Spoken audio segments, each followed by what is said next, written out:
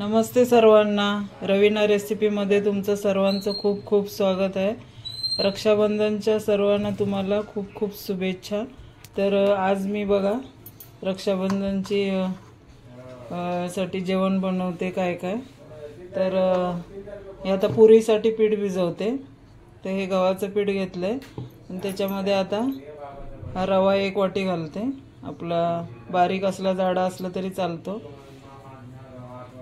नंतर पीठ अर्धा तास आपण मुरायला ठेवायचं।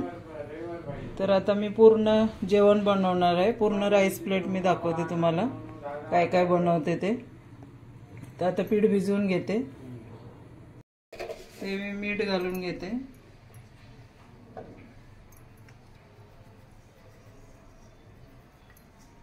रव्याने आपलं जास्त तेल लागत नाही, पुरीला जास्त तेल खेचत नाही पुरीमध्ये। ते चांगलं मिक्स करून घ्यायचं।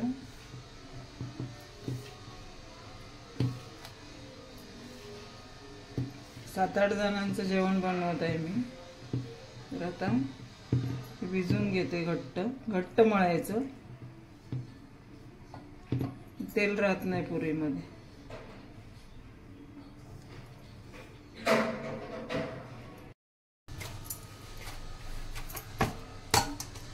असं भिजून घ्यायचं घट्ट। आता हे अर्धा तास ठेवल्यानंतर थोडंसं मऊ होणार, पण घट्ट असल्यानंतर कसं पीठ घट्ट असलं की तेलामध्ये पुरी चांगली तळली जाते। तेल पण जास्त लागत नाही आणि तेल आतमध्ये राहत नाही। हे अर्धा तास ठेवते मी। ते बघा भज्यांचं पीठ मी भिजवून ठेवते। तर बेसन घेतलेलं आहे, तुम्हाला जेवढी भजी पाहिजे तेवढं आपण घेऊ शकतो। तर मी आता हे 2-3 वाटे घेतलेले आहेत। याच्यामध्ये आता कांदा घालून घेते, उभा कापून घेतलाय।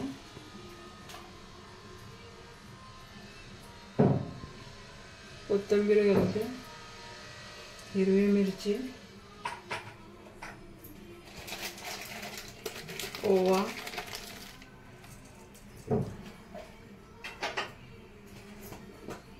हळद थोडीशी, हळद जास्त नाही घालायची, मिरची पावडर आणि चवीनुसार मीठ।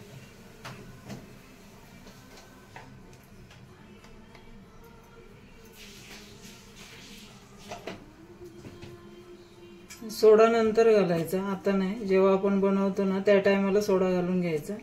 आता चांगलं मिक्स करून 10-15 मिनिटं ठेवायचं असं। तोपर्यंत कांद्याला आपलं पाणी सुटतं।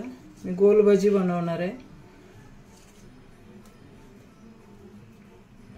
त्याच्यामध्ये थोडी धने पावडर घालून घेते मी।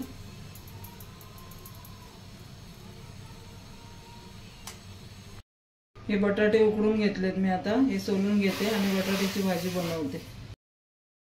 ते बघा मी बटाट्याची भाजी फोडणी देते। इकडे कढई ठेवलेली आहे, ते बघा कढई ठेवली, त्याच्यामध्ये तेल घातलेलं आहे, जिरं, पिवळा बटाटा बनवून घेते मी, लसूण, हिरवी मिरची,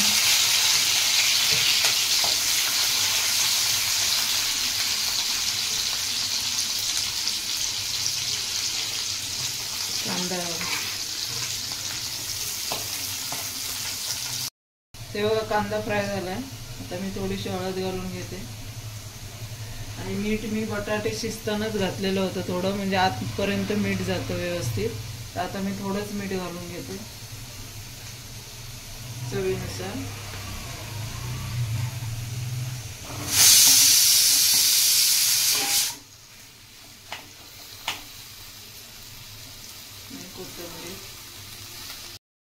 ते बघा छोलेचं वाटण मी वाटून घेते। छोले शिजायला ठेवले एकीकडे कुकरमध्ये आणि छोल्याची पण भाजी करते।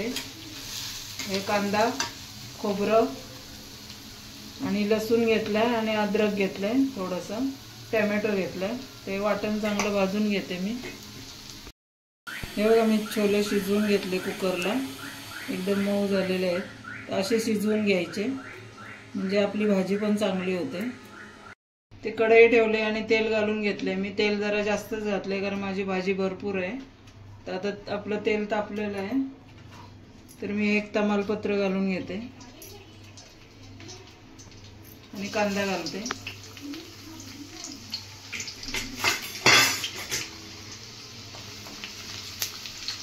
तेव्हा कांदा आपला चांगला फुललेला आहे,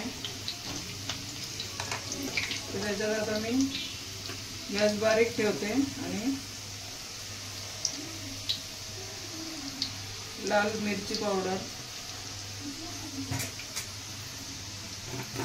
हळद,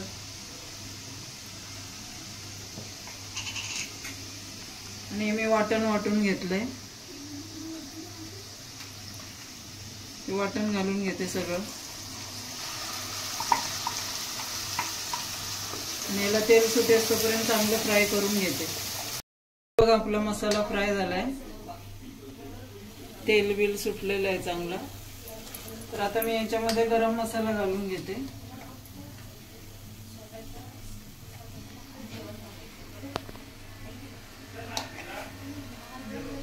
एक मोठा चमच घालायचा आणि छोले घालून घ्यायचे.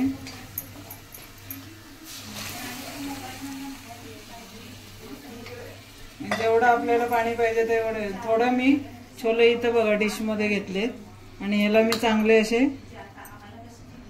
मुरडून घेणार, म्हणजे आपली टेस्ट जी असते छोलेची ती ह्याच्याद्वारे अजून चांगली लागते.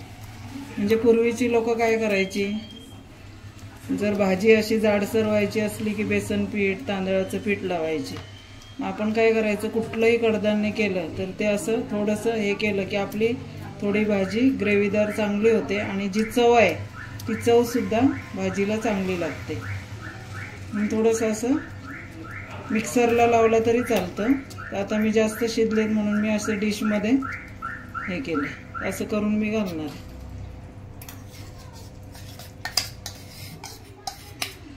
आणि थोडंसं मीठ घालून घेते कारण मी हरभरे आपले छोले शिजताना थोडंसं मीठ घातलेलं म्हणून थोडंसंच घालून घेते.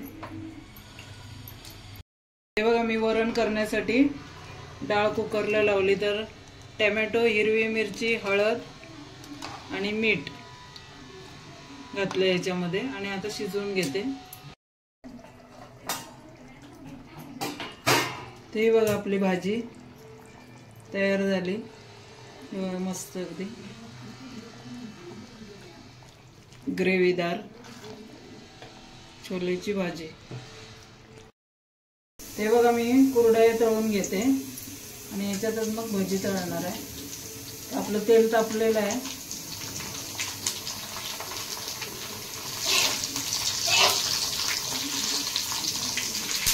कशी फुलली मस्त. हा व्हिडिओ आहे माझा कुरडया बनवलेला.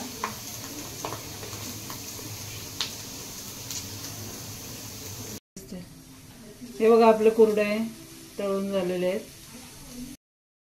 ते बघा बेसन पीठ मी पाणी घालून थोडंसं एवढं हे केलंय पातळ आणि याच्यामध्ये आता सोडा घालून घेते.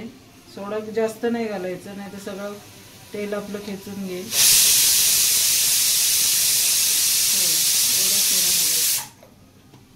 आता हे चांगलं मिक्स करून घेते आणि भाजी सोडते. हे बघा तेल गरम झालेलं आहे.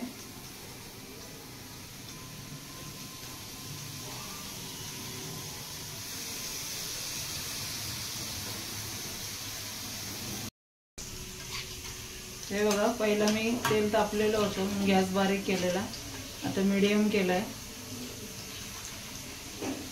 ते बघा मस्त फुलली भाजी आपली.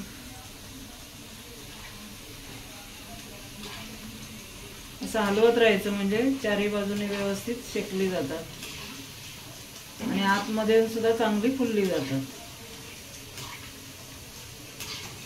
जास्त मोठा गॅस ठेवायचा नाही, मोठा गॅस ठेवल्यावर बाहेरून भाजतात आणि आतून कच्ची राहतात. ते बघा अशी झाल्यानंतर काढून घ्यायचं, थोडीशी लालसर, म्हणजे आतमध्ये पण शेकून येतात व्यवस्थित. ते बघा मऊ झालं पीठ, अर्धा तास भिजलं चांगलं. तर आता मी पुऱ्या तळून घेते.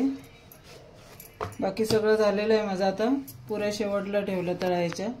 तर आता हे बघा मस्त पीठ भिजलेलं आहे. तर आता छोट्या छोट्या पुऱ्या तळून घेते.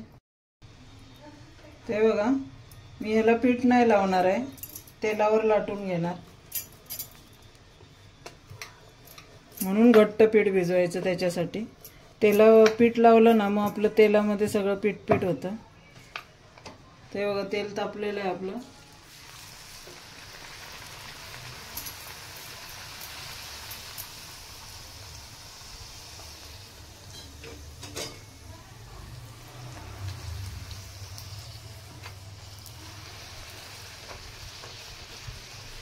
अशी तळून घ्यायची.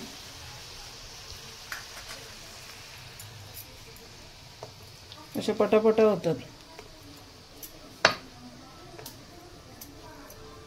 थोडेसे जाडसर ठेवायचे.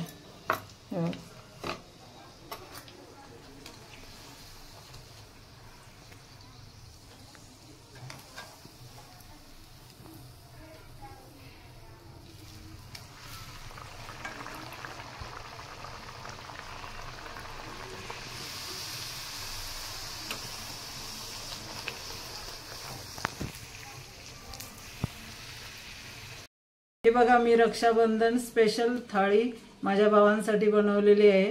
तर तुम्हाला कशी वाटली ही रेसिपी नक्की कमेंट्समध्ये सांगा. आणि आज मी सकाळपासून हे जेवण बनवत होते आणि गुलाबजामुन पण बनवलेले आहेत. तर नक्की कमेंट्समध्ये तुम्ही सांगा. आणि तुम्ही पण काहीतरी आज स्पेशल बनवलं असेल तुमच्या भावांसाठी तर तेही तुम्ही कमेंट्समध्ये सांगा. आणि माझ्या चॅनलला नवीन असाल तर सबस्क्राईब करा, लाईक करा आणि शेअर करा.